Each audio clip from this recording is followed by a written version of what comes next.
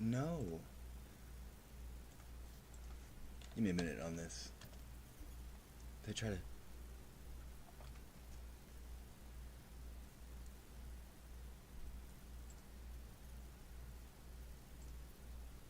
So, Act 1, Scene 1, a room of state in the palace. Seen sometimes in England and sometimes in France. So they're going back and forth between France and England. Enter King John, Queen Eleanor, Pembroke, Essex, Salisbury, and others with Chatillon. Now say, Chatillon, what would France with us? Thus after greeting speaks the King of France in my behaviour to the Majesty, the borrowed Majesty of England here. A strange beginning, borrowed Majesty. Silence, good mother, hear the embassy. Philip of France, in right and true behalf of thy deceased brother Geoffrey's son, Arthur Plantagenet, lays most lawful claim to this fair island and the territories to Ireland, Poictiers, Anjou, Touraine, Maine, desiring thee to lay aside the sword which sways usurpingly these several titles, and put the same into young Arthur's hand, thy nephew and right royal sovereign. What follow if we disallow this? The proud control of fierce and bloody war, to enforce these rights to forcibly withheld. Here have we war for war, and blood for blood, controlment for controlment, to answer France. Then take my king's defiance from my mouth, the furthest limit of my embassy. Bear mind to him, and so depart in peace. Be thou as lightning in the eyes of France, for ere thou canst report I will be there. The thunder of my cannon shall be heard. So hence, be thou the trumpet of our wrath, and sullen presage of your own decay. An honourable conduct let him have. Pembroke look to't, farewell, Chatillon. I almost put a conduit instead of coil. It was either conduit or coil, so I put coil. What now, my son? Have I not ever said how that ambitious Constance would not cease till she had kindled France and all the world upon the right and party of her son? This might have been prevented and made whole with very easy arguments of love, which now the manager of 2 kingdoms must with fearful bloody issue arbitrate. Our strong possession and our right for us, your strong possession much more than your right, or else it must go wrong with you and me. So much my conscience whispers you in your ear, which none but heaven and you and I shall hear. Enter a sheriff who whispers Essex. My liege, here is the strangest controversy, come from the country to be judged by you, that ere I heard shall I produce the men? Let them approach. Our abbeys and our priors shall pay this expedition's charge. Re-enter sheriff with Robert Falconbridge and Philip his bastard brother. What men are you? Your faithful subject I, a gentleman born in Northamptonshire, an eldest son, as I suppose, to Robert Falconbridge, a soldier by the honour-given hand of Coeur de Lion, knighted in the field. What art thou? The son and heir to that same Falconbridge. Is that the elder, and art thou the heir? Ye came not of one mother then, it seems. Oh, most certain of one mother, mighty king. That is well known, and as I think one father, for the certain knowledge for that truth I put you o'er to heaven and my mother. Of that I doubt, as all men's children may. Out on thee, rude man, thou dost shame thy mother, and wound her honour with this diffidence. I, madam? No, I have no reason for it. That is my brother's plea, and none of mine. The which if he can prove, it pops me out, at least from fair £500 a year, having guard my mother's honour and my land. A good blunt fellow, why, being younger born, doth he lay claim to thine inheritance?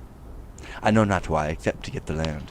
But once he slandered me with bastardy, but where I be as true begot or no. That still I lay upon my mother's head, but that I am as well begot my liege. Fair fall the bones that took the pains from me. Compare our faces, and be judge yourself. If old Sir Robert did beget us both, and were our father and this son like him, oi, old Sir Robert, father, on my knee I have given heaven thanks I was not like to thee. Why, what a madcap hath heaven lent us here? He hath a trick of courage a lion's face. The extent of his tongue affecteth him. Do you not read some tokens of my son in the large composition of this man? My eye hath well examined his parts, and finds them perfect, Richard. Sarah, speak, what doth move you to claim your brother's land? Because he hath a half face like my father. With half that face would he have all my land. a half-faced groat, 500 pound a year. My gracious liege, when that my father lived, your brother did employ my father much. Well, sir, by this you cannot get my land. Your tale must be how he employed my mother, and once dispatched him in an embassy to Germany. There with the emperor to treat of high affairs, touching that time the advantage of his absence took the king, and in the meantime sojourned at my father's, where how he did prevail I shame to speak. But truth is truth, large lengths of seas and shores between my father and my mother lay, as I have heard my father speak himself, from this time Leslie gentleman was got. Upon his deathbed he by will bequeathed his lands to me, and took it on his death that this my mother's son was none of his, and if he were, he came into the world full 14 weeks before the course of time. Then, good my liege, let me have what is mine, my father's land, as was my father's will. Sir, your brother is legitimate, your father's wife did after wedlock bear him, and if she did play false, the fault was hers, which fault lies on the hazard of all husbands that marry wives. Tell me, how's my brother, who, as you say, took pains to get this son, had of your father claimed this son of his? In sooth, good friend, your father might have kept this calf bred from this cow from all the world. In sooth, he might. Hill. Then, if you were my brother might not claim him, nor your father, being none of his. Refuse him. This concludes. My mother's son did get your father's heir. Your father's heir must have your father's land. Shall then my father's will be of no force to dispose the child which is not his? Of no more force to dispose me, sir, than was his will to get me, as I think. Where hadst thou rather be a falcon bridge, and like thy brother to enjoy the land, or the reputed son of Coeur de Lion, lord of thy presence and no land beside? Madam, and if my brother had my share, and I had his, so Robert his like him, and if my legs were two such bronze, my arms such ell skins, stuffed my face to them, that in my ear I durst not stick a rose, lest men should say, Look, where 3 farthings goes. And so his shape were heir to all this land. Would I might never stir from this place, I'd give it every foot to have his face. I would not be Sir Robin in case. I like thee well, or if thou forsake thy fortune, bequeath thy land to him and follow me. I'm a soldier now bound to France. Brother, take you my land, I'll take my chance. Your face hath got 500 pounds here, yet sell your face for 5 pence, 'tis dear. Madam, I'll follow you unto death. Nay, I would have you go before me thither. Our country manners give our betters way. What is thy name? Philip, my liege, so is my name begun. Philip, good old Sir Robert's wife, eldest son. From henceforth bear his name, whose form thou bearest. Kneel thou down, Philip, but arise more great. Arise, Sir Richard and Plantagenet. Brother, by the mother's side, give me your hand. My father gave me honor, yours gave me honor. Now blessed be the hour, by night or day, when I was got, Sir Robert was away. The very spirit of Plantagenet. I am the grand am, Richard, call me so. Madam, by chance, but not by truth, what but though? Something about a little from the right. In at that window or elsewhere the hatch, who dares not stir by day, must walk by night. And have is have, however men do catch, near or far off. Well won is still well shot, and I am I, however I was begot. Go, falcon bridge, now hast thou thy desire. A landless knight makes thee a landed squire. Come, madam, and come, Richard, we must speed for France, for it is more than need. Brother, adieu, good fortune come to thee, for thou hast got I the way of honesty. A foot of honor better than I was, but many of many churches than the worst. Well, now can I make any Joan a lady? Good den, Sir Richard. God a mercy, fellow. And if his name by George, I'll call him Peter, for new-made honor doth forget men's names. 'Tis too respective and too sociable for your conversion. Now your traveller, he and his toothpick at my worship's mess, and when my nightly stomach is sufficed, why then I suck my teeth and catechize my thick man of countries. My dear sir, thus leaning on mine elbow, I begin. I shall beseech you. That is question now, and then comes answer like an absolute book. Oi, sir, says answer, at your best command, at your employment, at your service, sir. No, sir, says question, I, sweet sir, at yours. And so ere answer knows what question would, saving a dialogue of compliment, and talking of Apennines, the Pyrenean and the river Po. It draws towards supper, in conclusion so, but this is worshipful society, and fits the morning spirit like myself. For he is but a bastard to the time, that doth not smack of observation. And so am I, whether I smack or no, and not alone inhabit the device. Exterior form, outward accoutrement, but from the inward motion to deliver sweet, sweet, sweet poison for the ageless tooth, which, though I will not practice to deceive, yet to avoid deceit, I mean to learn. For it shall strew the 4 steps of my rising, but who comes in such haste, it riding robes? What woman post is this? Hath she no husband that will make pains to blow a horn before her? Enter Lady Falconbridge and James Gurney. Away me, it is my mother. How now, good lady? What brings you here to court so hastily? Where is that slave, thy brother, where is he, that holds in chase mine honor up and down? My brother Robert, old Sir Robert's son. Cabra in the jibe, the same mighty man. Is it Sir Robert's son that you seek so? Sir Robert's son, aye, thou unreverend boy. Sir Robert's son, why scorn'st thou at Sir Robert? He is Sir Robert, sir, and so art thou. James Gurney, wilt thou give us leave a while? Good leave, good Philip. Philip, borrow James, there's toys aboard. Anon, I'll tell thee more. Madam, I was not old Sir Robert's son. Sir Robert might have eat his part in me upon Good Friday, and ne'er broke his fast. Sir Robert could do well, married to confess. Could he get me? Sir Robert could not do it. We know his handiwork there for a good mother, to whom am I beholding for these limbs. Sir Robert, never hope to make this lag. Haste thou conspired with thy brother too, that for thine own gain shouldst defend my honor. What means this scorn thou, most untoward knave? Night, night, good mother, the silco like. What I am, dubbed, I have it on my shoulder, but mother, I am not Sir Robert's son. I have disclaimed Sir Robert and my land. Legitimation, name, and all is gone. Then, good my mother, let me know my father, some proper man, I hope. Who was it, mother? Hast thou denied thyself a Falconbridge? As faithfully as I denied the devil. King Richard Coeur de Lion was thy father.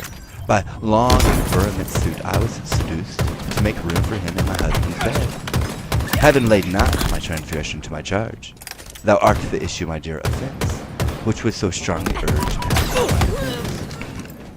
Now by this light, where I to get again, madam, I would not wish a better father, some sins to bear the privilege on earth, and so doth yours. Your fault was not your folly. Needs must you lay your heart at his disposal, subjected tribute to commanding love, against whose fury and unmatched force the all-bliss lion could not wage the fight, nor keep his princely heart from Richard's hand. He that perforce robs lions of their hearts may easily win a woman's. Ay, my mother, with all my heart I thank thee for father, who lives and dares, but say thou didst not well when I was got. I'll send his soul to hell. Come, lady, I will show thee to my kin. And they shall say, when Richard me begot, if thou hadst say him nay, it had been sin. Who says it was? He lies. I say 'twas not.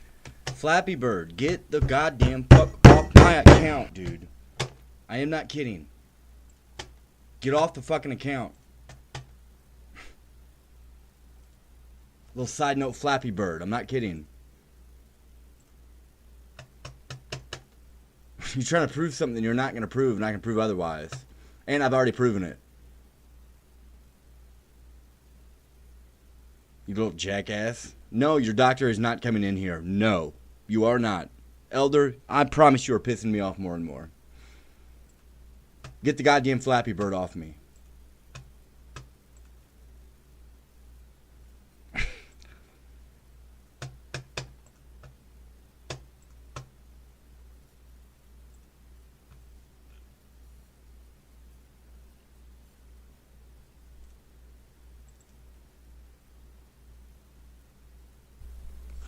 Okay. No. Act 2. You're... Scene 1. France. Before the walls of Angers. Enter on one side the Duke of Austria and forces on the other Philip, King of France, and forces Louis, Constance, Arthur, and attendants. Before Angers were met, brave Austria, Arthur, that great forerunner of thy blood, Richard, that robbed the lion of his heart, and fought the holy wars in Palestine. By this brave Duke came early to his grave, and for amends to his posterity. At our importance hither is he come, to spread his colours, boy in thy behalf, and to rebuke the usurpation. Of thy unnatural uncle, English John, embrace him, love him, give him welcome thither.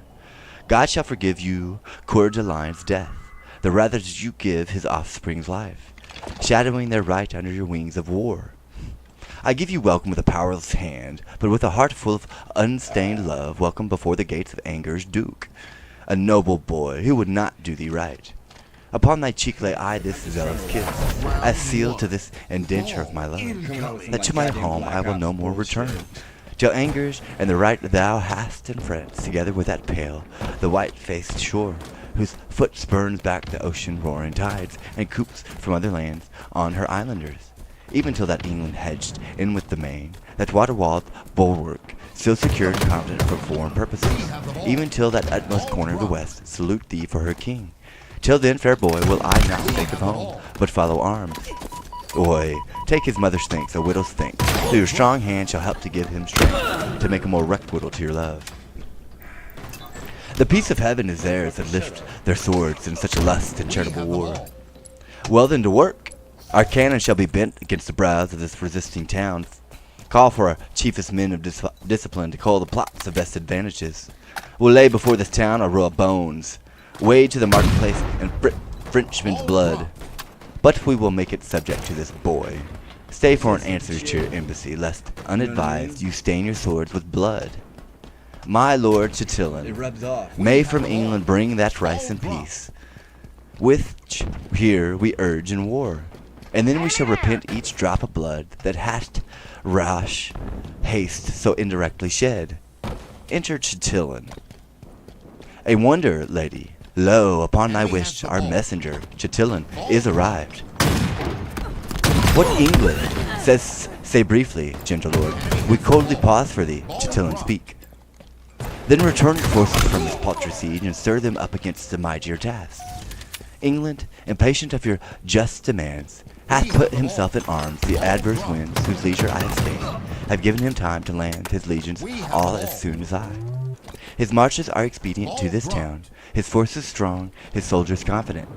With him along has come the mother queen, and 8 stirring him in blood and strife. With her niece, the Lady Blanche of Spain. With them a bastard of the king's deceased, and all the unsettled humans of this land. Rash, inconsiderate, fiery volunteers with ladies' faces and fiery dragons' spleens, have sold their fortunes at their native homes, bearing their birthrights proudly on their backs to make a hazard of new fortunes here. In brief, a braver choice of dauntless spirits than now the English bottoms has voiced, or did never float upon the swelling tide, to do offence and scathe in Tristendom. The interruption of their cheerless struggles cut some more circumstance. They are at hand, to parley or to fight, therefore prepare. How much unlooked for is your expedition? By how much unexpected, by so much, we must awake endeavor for defense. For courage mounteth with occasion. Let them be welcome then. We are prepared. Enter King John, Eleanor, Blanche, bastard lords and forces.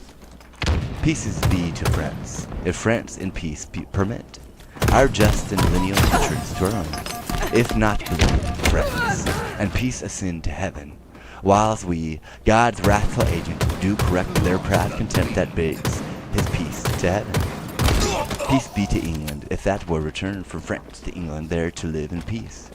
England we love, and for that England's sake, with burden of our armor, here we sweet this toil of ours should be work of thine. But thou from loving England art so far that thou must underwrought his lawful king, cut off the secrets of possible, outfaced infant state, and done a rap upon the maiden virtue of the crown.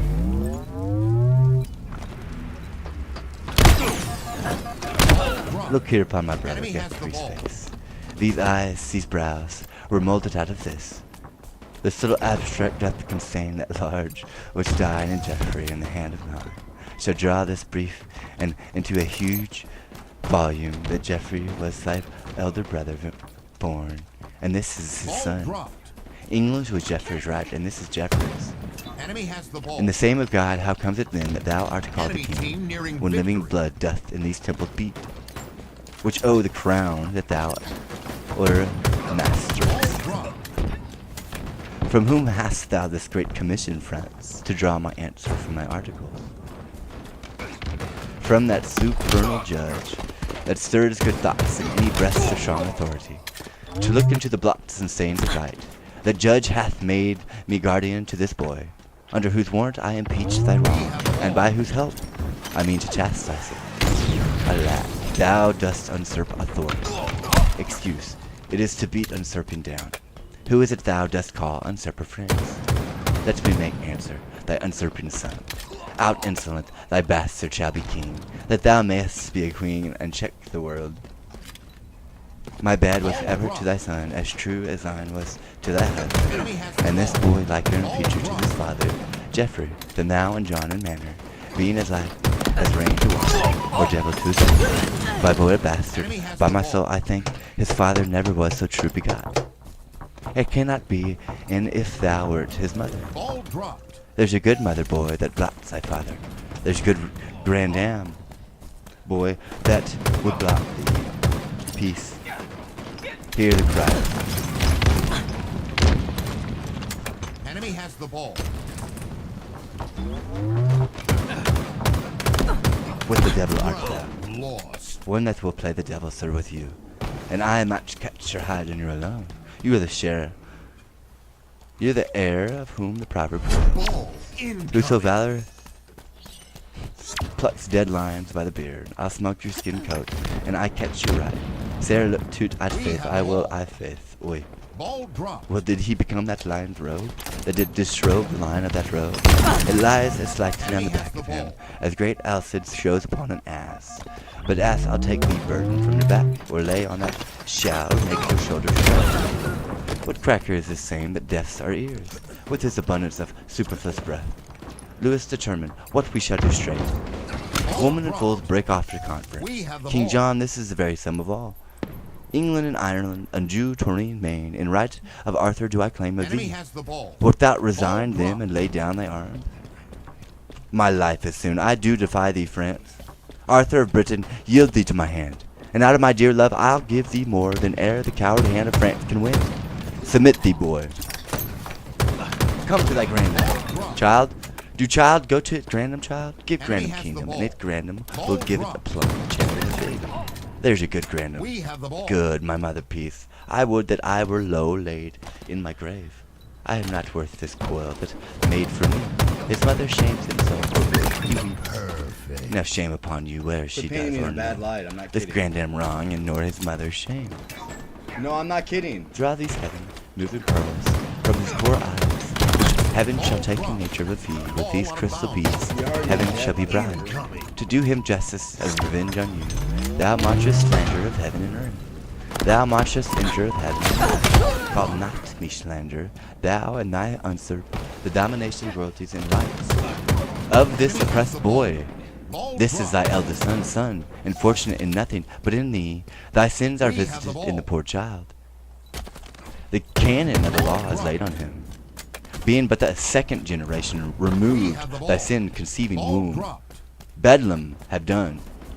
I have but this to say, that he's not only plagued for her sin, but God hath made her sin, and her the plague.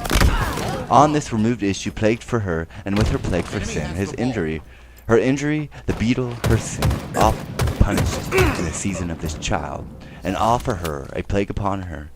Thou unadvised scold, I can produce a will that bars the title of thy son. Aye, who doubts that? A will, a wicked will. A woman's will, a canker's grandam's will. Peace, lady. Pause, or be some temperate. It all beseems this presence to cry aim to these ill-tuned repetitions. Some trumpet summon hither to the walls these men's angers. Let us hear them speak whose title they admit, Arthur's or John's. Trumpet sounds enter citizens upon the walls. Bro, I'm good on that. You're a bitch. Who is it that hath warned us to the walls? Like I see it. 'Tis France You're a for bitch. England. That's all there is to it. I call England it like for I see itself. You men of angers, and my loving subjects. You loving men You're of a angers, bitch. Arthur's That's all there subjects. is Our to trumpet it. called you You to are gonna pay this for gentle this. pearl. For our advantage, therefore, hear us thirst. It is a promise. These flags of France, thou art Bitch. advanced here before the eye and prospect of our town, have hither marched to your endangerment. The cannons have their bows full of wrath, and heavy mounted are they Dang it, spit Joe. forth Their iron indignation against your walls, all preparation for a bloody siege and merciless proceeding by these French got and it. confronts your city's eyes, your winking gates, and but for approach to these sleeping stones, but as a waste to girdle out about. By the compulsion of your ordinance, by this time from your fixed beds of lime, and had been dishabited and wide havoc made for bloody power to rush upon your peace, but on the sight of us your lawful king, who painfully with much expedient march have brought a counter-check before your gates, to save unscratched your city's threatened cheeks.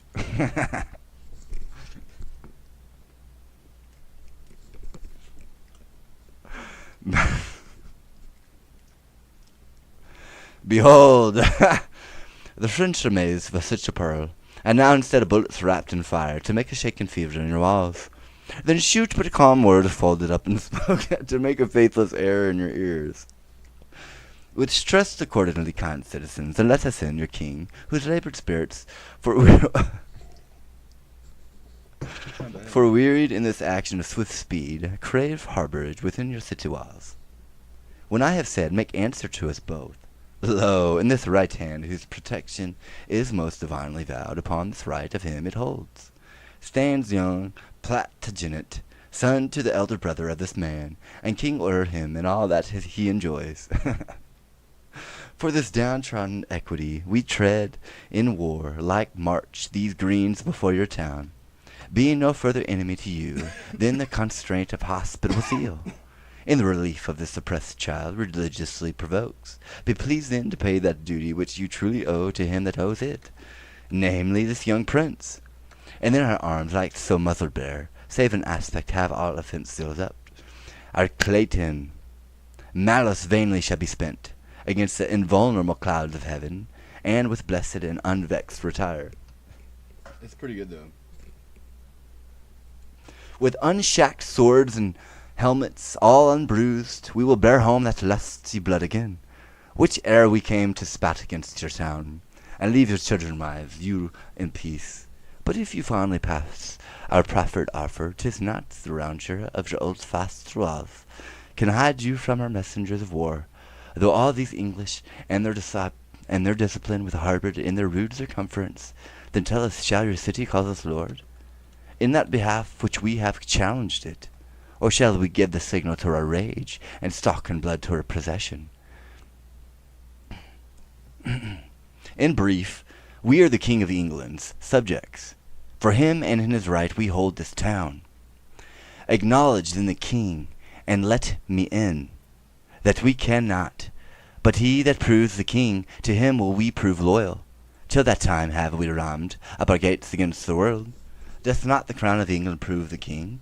And if not that I bring you witnesses, twice 15,000 hearts of England's breed, bastards enough, to verify our title with your lives, as many as well-born bloods as those, some bastards too, stand in his face to contradict his claim, till thou compound whose right is worthiest.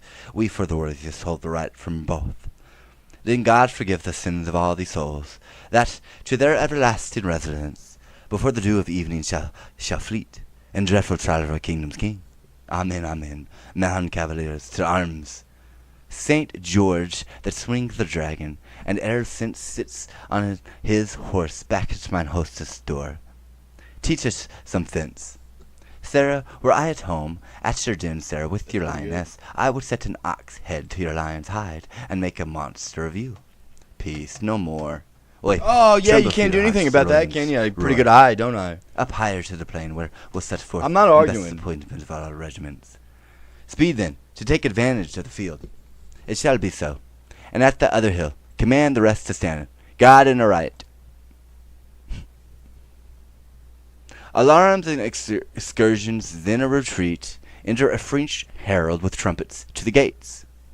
You men of Angers, open wide your gates, and let young Arthur, Duke of Britain, in who by the hand of France this day hath made much work for tears and many an England mother, whose sons lie scattered on the bleeding ground, many a widow's husband grovelling lies, coldly embracing the discolored earth, and victory with little loss doth play upon the dancing banners of the French, who are at hand, triumphantly displayed to enter conquerors, and to proclaim Arthur of Britain's, England's kings, and yours.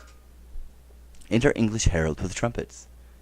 Rejoice, you men of Angers, ring your bells, King John, your king in England doth approach, commander of this hot malicious day.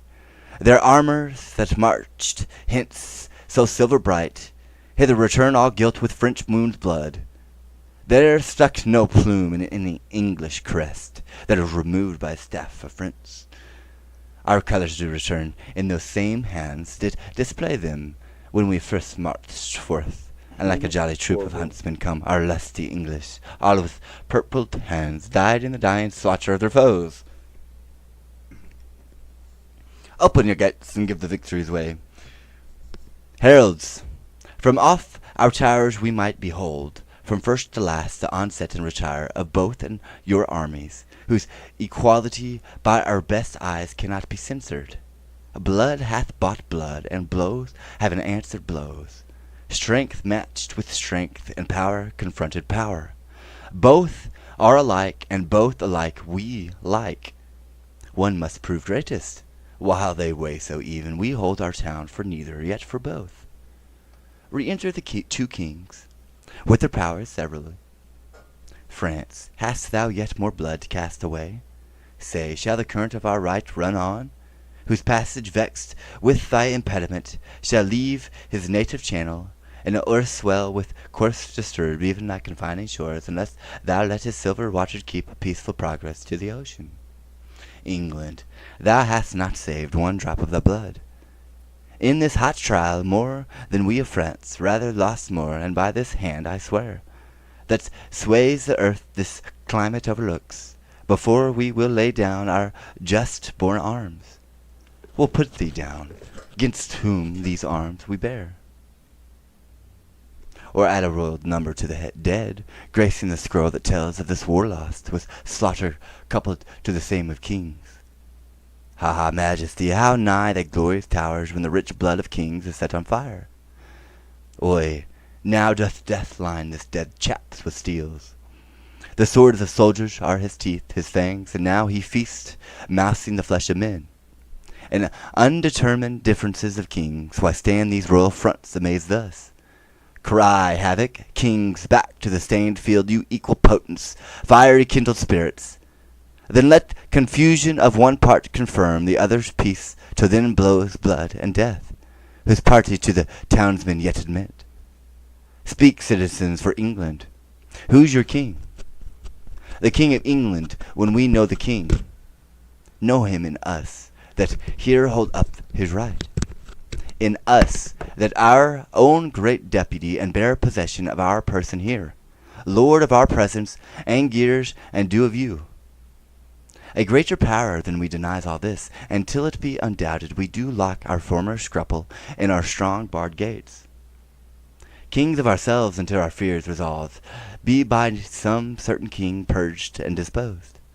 By heaven, these scrolls of angers flout you kings, and stand securely on their battlements, as in a theatre whence they gape and point at your industrious scenes and acts of death. Your royal presences be ruled by me. Do like the mutinies of Jerusalem befriend the while, and doth conjointly bend your sharpest deeds of malice on his town? By east and west, let France and England mount their bastard cannon charged to the mouth, till their sole fear and clamors have brawled down. The flinty ribs of their contemptuous city I'll play insensibly upon these jades, even till unfenced desolation lead them as naked as the vulgar air. That done, dissever you united strength, and part your mingled colours once again. Turn face to face and bloody point to point. Then in a moment fortune shall call forth out of one side her happy minion, to whom in favour she shall give the day, and kiss him with glorious victory. And like you this wild counsel mighty states, smacks it not something of the policy? Now, by the sky that hangs above our heads, I like it well, France. Shall we knit our powers, and lay this Angers even with the ground? Then after fight who shall be king of it? And if thou hast the mettle of a king, being wronged as we are by this peevish town, turn now the mouth of the artillery, as we will ours against the saucy walls. And when that we have dashed them into the ground, why then defy each other, and pell-mell make work upon ourselves for heaven or hell. Who are you going to brag to? Let it be so. Say, where will you assault? We from the west will send destruction to the city's bosom. I from the north. Our thunder from the south shall rain their drift of bullets on this town. Oi, prudent disciple. Oi, prudent discipline. From north to south. Austria and France shoot in each other's mouth. I'll stir them to it. Come away, away. Hear us, great kings, you chafe a while to stay, and I shall show you peace and fair-faced league. Win you this city without stroke or wound. Rescue those breathing lives to die in beds, that here come sacrifices for the field. Preserve her not, but hear me, mighty kings. Speak on with favour, we are bent to hear. This daughter there at Spain, the Lady Blanche, is near to England. Look upon the years of Louis, the Dauphin, and that lovely maid. If lusty love should go in quest of beauty, where should he find it fairer than in Blanche? If zealous love should go in search of virtue, where should he find it purer than in Blanche? To love ambitious sought to match a birth, whose veins would richer blood than Lady Blanche. Such as she is in beauty, virtue, birth, is she, young Dauphin, every way complete. If not complete of, say nay, is she not she? Say, he is not she? And she again wants nothing, to name what, if wanted be not that she is not he. He is the half part of a blessed man, left to be the finished of such as she, and she a fair divided excellence, whose fullness of perfection lies in him. Oi, two such silver currents, when they join, do glorify the banks that bound them in, and two such shores do such streams made one. Two such controlling bounds shall you be kings. To these two princes, if you marry them, this union shall do more than battery can to our fast closed gates. For at this match, with swifter spleen than powder can enforce, the mouth of passage shall we fling wide ope, and give you entrance. But without this match, the sea and rage is not half so deaf. Lions more confident, mountains and rocks more free from motion. No, not death himself in mortal fury, half so peremptory, as we do keep the city. Here's a stay that shakes the rotten carcass of old death out of the rags. Here's a large mouth indeed that spits forth death in mountains, rocks, and seas. Talks as familiarly as roaring lions, as maids of 13 do of puppy dogs. What cannoneer begot this lusty blood? He speaks plain cannon fire and smoke and bounce. He gives the bestiano his tongue. Our ears are cudgelled, not a word of his but buffets better than a fist of France. Zounds, I was never so bethumped with words since I first called my brother's father Dad. Son, list to this conjunction, make this match. Give them with our niece a dowry large enough, for by this knot thou shalt so surely tie thy now unsure assurance to this crown, that you green boy shall have no son to ripe the bloom that promiseth a mighty fruit. I see a yielding in the looks of France. Mark how they whisper, urge them while their souls are capable of their ambition. Lest the zeal, now melted by the windy breath, or soft petitions pity and motions, cool and congeal again to what it was. Why answer not the double majesties, this friendly treaty of our threatened town? Speak England first, that hath been forward first to speak unto this city. What say you?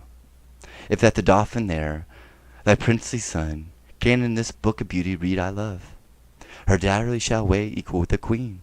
For Anjou and fair Touraine, Maine, Poictiers, and all that we upon the side of sea, except this city now be us besieged, find liable to our crown and dignity, shall gild her bridal bed, and make her rich in titles, honors, and promotions, as she in beauty, education, blood holds hand with any princess of the world. What sayest thou, boy? Look in the lady's face. I do, my lord, and in her eye I find a wondrous miracle. The shadow of myself formed in her eye, which being but the shadow of your son becomes a sun, and makes your son a shadow.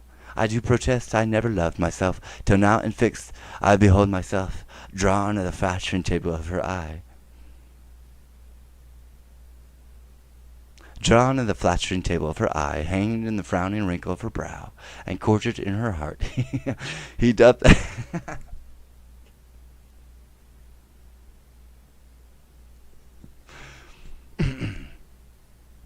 flattering table of her eye, hanged in the frowning wrinkle of her brow, and quartered to her heart, he doth espy himself love's traitor. This is pities now, that hanged and drawn and quartered there should be, and such a love so vile, a lad as he. My uncle Will in his respect is mine. If he sees aught in you that makes him like, that anything he sees which moves his liking, I can with ease translate it to my will. Or if you will, to speak more properly, I will enforce it easily to my love. Further, I will not flatter you, my lord, that all I see in you is worthy love. Than this, then nothing do I see in you, though churlish thoughts themselves would be your judge, that I can find should merit any hate. What say these young ones? What say you, my niece? That she is bound in honor still to do what you in wisdom still the chef to say. Speak then, Prince Dauphin, can you love this lady? Nay, ask me if I can refrain from love, for I do love her most unfeignedly. Then do I give false queen, Touraine, Maine, Poictiers, and Anjou, these 5 provinces with her to thee, and this addition more, full 30,000 marks of English coin. Philip of France, if thou be pleased withal, command thy son and daughter to join hands. It likes us well, young princess, close your hands, and your lips too, for I am well assured that I did so when I was first assured. Now, citizens of anchors, ope your gates, let in thy smitty, which you have made. For at St. Mary's Chapel presently the rites of marriage shall be solemnized. Is not the Lady Constance in this troop? I know she is not, for this match made up her presence would have interrupted much. Where is she and her son? Tell me, who knows? She is sad and passionate at your highness' tent, and by my faith this league that we have made will give her sadness very little cure. Brother of England, how may we content this widow lady? In her right we came, which we, God knows, have turned another way to our own vantage. We will heal up, for we will create young Arthur Duke of Britain, and Earl of Richmond, and this rich fair town we make him lord of. Call the Lady Constance, some speedy resence, bid her spear, to her solemnity I trust we shall, if not fill the measure of her will, yet in some measure satisfy her so, that we shall stop her exclamation, go we as well as haste will suffer us to this unlooked-for, unprepared pomp. Mad world, mad kings, mad composition, John, to stop Arthur's title in this hole, hath willingly departed with a part. And France, whose armor conscience buckled on, whom zeal and charity brought to the field, as God's own soldier rounded in the ear, with the same purpose changer, that sly devil, that broker, that still breaks the pate of faith, that daily break vow, he that wins of all. Of kings, of beggars, old men, young men, maids, who having no external thing to lose but the word maid, cheats the poor maid of that. That smooth-faced gentleman, tickling commodity. Commodity, the bias of the world who of itself is pious will, made to run even ground. Till this advantage, this vile drawing bias, this way of motion, this commodity makes it take heed from all indifferency, from all direction, purpose, course, intent, and this same bias, this commodity, this bawd, this broker, this all-changing word, clapped on the outward eye of fickle France, hath drawn him from his own determined aid, from resolved and honorable war, to the most base and vile concluded peace, and while rail I on this commodity. But for because he hath not wooed me yet, not that I have the power to clutch my hand, when this fair angels would salute my palm, but for my hand is unattempted yet, like a poor beggar raileth on the rich. Whilst I am a beggar, I will rail, and say there is no sin but to be rich, and being rich my virtue then shall be to say there is no vice but beggary. Since kings break faith upon commodity, gain thee, my lord, for I will worship thee. Okay. Well, I don't think it'll be very good, but it's starting something.